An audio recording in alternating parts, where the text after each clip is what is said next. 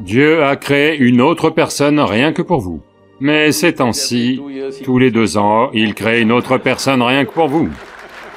Si 2 personnes heureuses se rencontrent, alors il peut se passer quelque chose de merveilleux entre eux. C'est juste, vous devenez amour, pas aimer quelqu'un. Alors vous connaîtrez la nature de l'amour.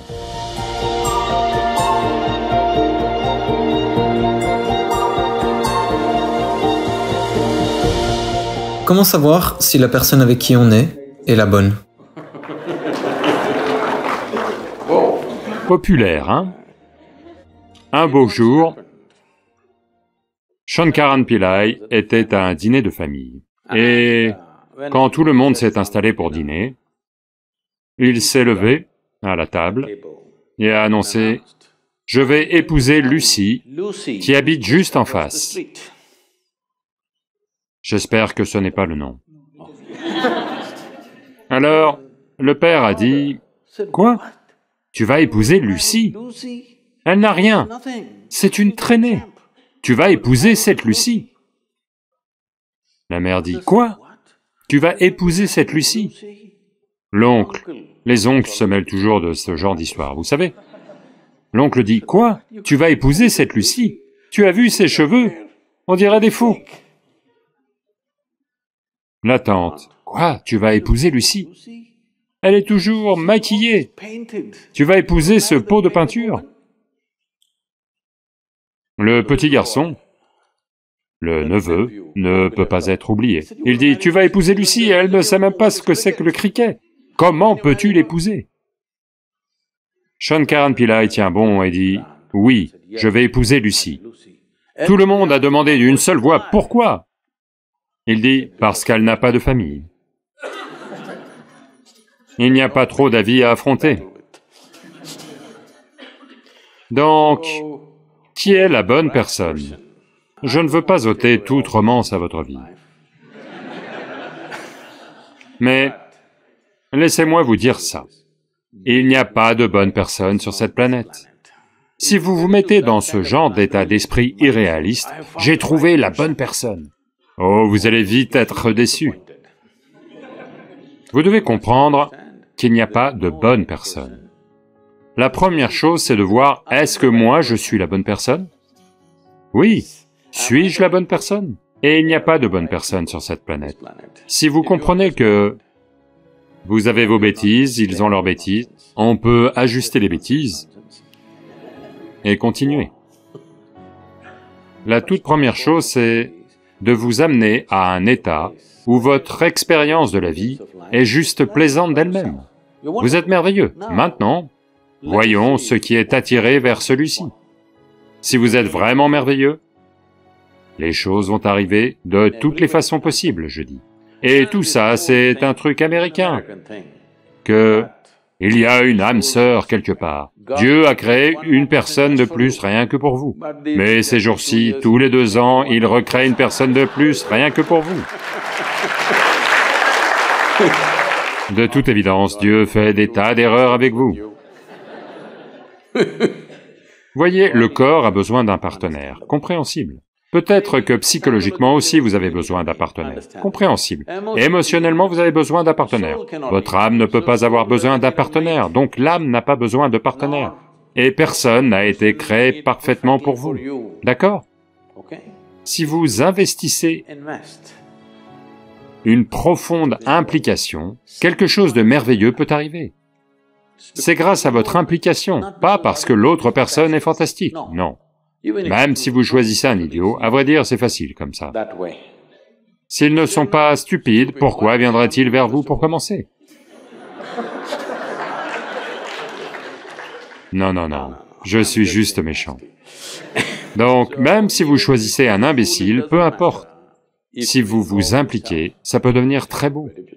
Vous avez choisi la personne la plus intelligente de l'univers, ça pourrait être un désastre. Donc ne pensez pas en termes de... Vous savez, n'importe ces bêtises de « fait l'un pour l'autre ». Non. Vous choisissez l'opposé en fait. Mais au bout d'un moment, au bout d'un petit moment, vous commencez lentement à vous attendre à ce qu'il soit exactement comme vous. C'est une grave erreur. Parce que si une personne de plus devient exactement comme vous, vous ne pourrez pas les supporter 2 jours. Personne n'est comme vous, et c'est bien. Ne cherchez pas la similitude, pas nécessaire. Du fait de la différence, vous vous mêlez, pas autrement.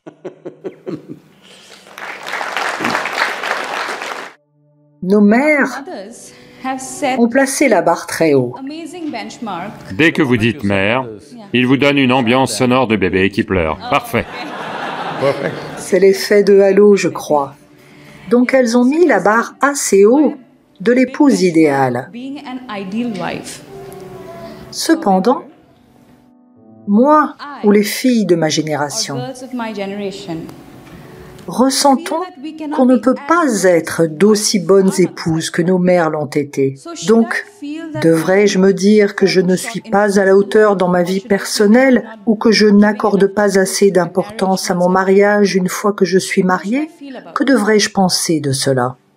Vous savez, notre centre aux États-Unis est au Tennessee. Le Tennessee est un État un peu unique, ok?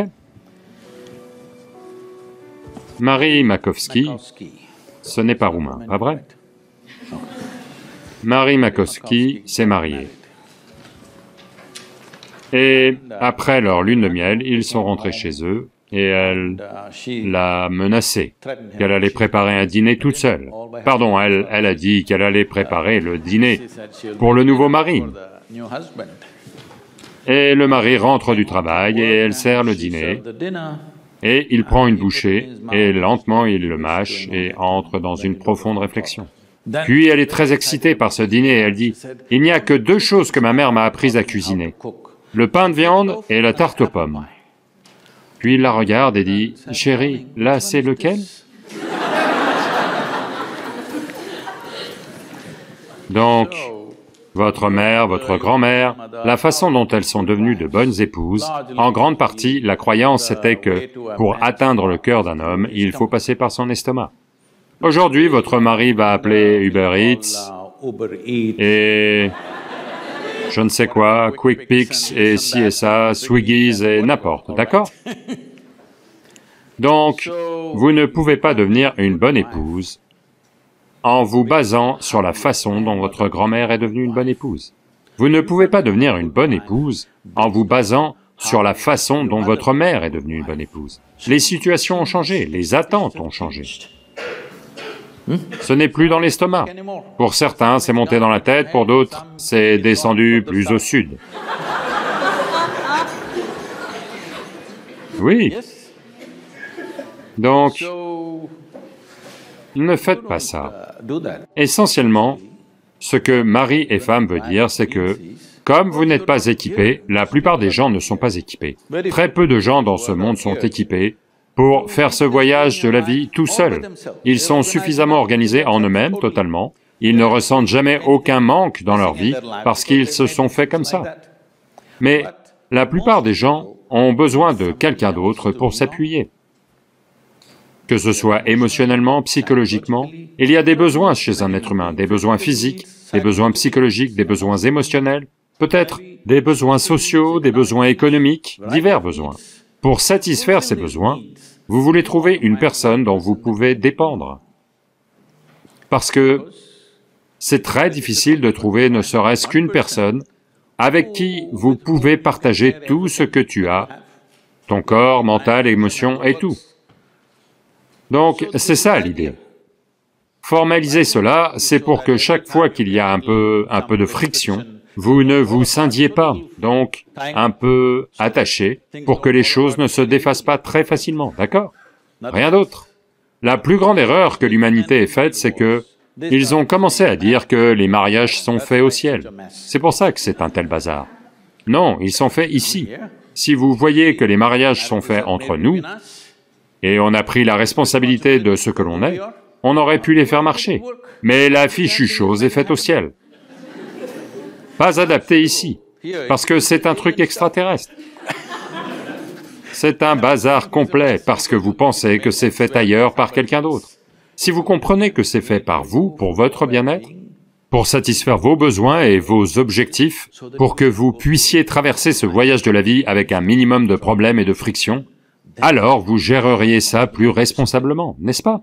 Et selon les besoins contemporains, pas comme votre grand-mère a fait son mariage. Vous ne pouvez pas le gérer comme ça, parce que les attentes et les situations ont complètement changé. Donc, si vous considérez quelqu'un qui est votre ami et qui est votre besoin, vous devez le comprendre. Vous êtes dans cette relation parce que vous en avez besoin. Peut-être que l'autre personne aussi en a besoin, mais ça, c'est de leur côté. En ce qui vous concerne, vous avez créé cette relation parce que vous en avez grandement besoin, n'est-ce pas? Si vous comprenez ça et en êtes toujours reconnaissant que quelqu'un satisfait tous vos besoins, vous le géreriez bien, vous n'en feriez pas une souffrance. Mais maintenant, vous pensez que quelqu'un d'autre a besoin de vous. Maintenant, vous allez en faire une pagaille. Vous comprenez que vous en avez besoin. L'autre personne aussi doit comprendre que lui ou elle en a besoin. Maintenant, il y a une cohésion. Si vous pensez, « Oh, tu as besoin de moi, donc je vais t'exploiter. » Non.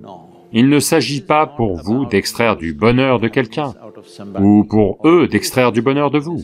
Si deux personnes heureuses se rencontrent, alors il peut se passer quelque chose de merveilleux entre elles.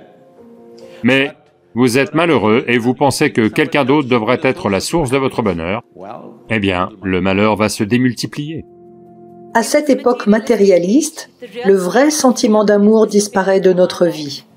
La plupart de l'amour qu'on reçoit des autres et qu'on exprime aux autres est superficiel. Comment renforcer le vrai sentiment d'amour dans notre vie et dans celle des autres? Oubliez les autres. Si vous apprenez à être aimant de par votre propre nature, pas à cause de quelqu'un ou quelque chose d'autre. Je sais que la question vient de Facebook. Il y a une immense possibilité. Vous pouvez même aimer les gens qui n'existent pas. Donc c'est une immense possibilité. Donc, si juste vous devenez amour, pas aimer quelqu'un, alors vous connaîtrez la nature de l'amour. Si vous aimez quelqu'un, c'est un événement capricieux, parce qu'aucun être humain n'aura lieu à 100% comme vous le voulez. Chaque être humain sur cette planète va vous décevoir, croyez-moi, pas parce qu'ils feront quelque chose de mal, parce que personne ne peut satisfaire les attentes irréalistes que vous avez d'eux. Ce n'est simplement pas possible. Avez-vous pu satisfaire les attentes de quelqu'un? Je vous le demande, entièrement. Partiellement, mais jamais entièrement, n'est-ce pas? Croyez-moi, qui que ce soit, je veux que vous le sachiez. Les gens idéaux que vous vénérez, quand Krishna était là, ces femmes se plaignaient. D'accord? L'amour n'est pas une relation. Une relation, c'est autre chose. L'amour est une certaine douceur de vos émotions. Que vous regardiez un arbre, ou un chien, ou un homme, ou une femme, ou un enfant, ou juste le ciel, pourquoi ne pouvez-vous pas le regarder avec amour? Parce qu'il ne s'agit pas d'aimer le ciel, il s'agit de la douceur de vos émotions. Si vos émotions sont douces, quoi que vous regardiez, vous le regarderez d'une certaine manière. En ce moment, vous avez des émotions désagréables, quoi que vous regardiez, vous le regardez autrement. Donc vous avez toujours associé l'amour à quelqu'un. Non, non, non, non, il ne s'agit pas de quelqu'un. L'amour n'est pas quelque chose que vous faites, c'est quelque chose que vous pouvez devenir. Si vous en avez la volonté, vous pouvez devenir amour. Vous pouvez faire de vos émotions un espace très doux. Si vous rendez votre corps très agréable, ça devient du plaisir. Si vous êtes assis ici, ça peut être un grand plaisir de juste être assis ici et respirer. Si votre mental devient agréable, on appelle ça la joie. Si vos émotions deviennent agréables, on appelle ça l'amour. Si vos énergies vitales deviennent agréables, on appelle ça la félicité, l'extase. Si votre environnement devient agréable, on appelle ça la réussite. Maintenant, votre réussite avec quelqu'un, vous appelez ça amour. C'est une erreur. Vous réussissez avec quelqu'un, vous appelez ça amour. Non, ça c'est de la réussite, parce que cela nécessite beaucoup de gestion. Mais pour que vous soyez empli d'amour, il n'y a pas de gestion. Si simplement vous rendez vos émotions douces, vos émotions sont douces et c'est beau d'être comme ça. Elles ne concernent pas qui que ce soit. Si quelqu'un arrive, on peut les partager. Si personne n'arrive, vous pouvez être assis ici, les yeux fermés et quand même être aimant. Où est le problème? Cela ne concerne personne, ce n'est pas une action, ce n'est pas quelque chose que vous faites, c'est quelque chose que vous pouvez devenir.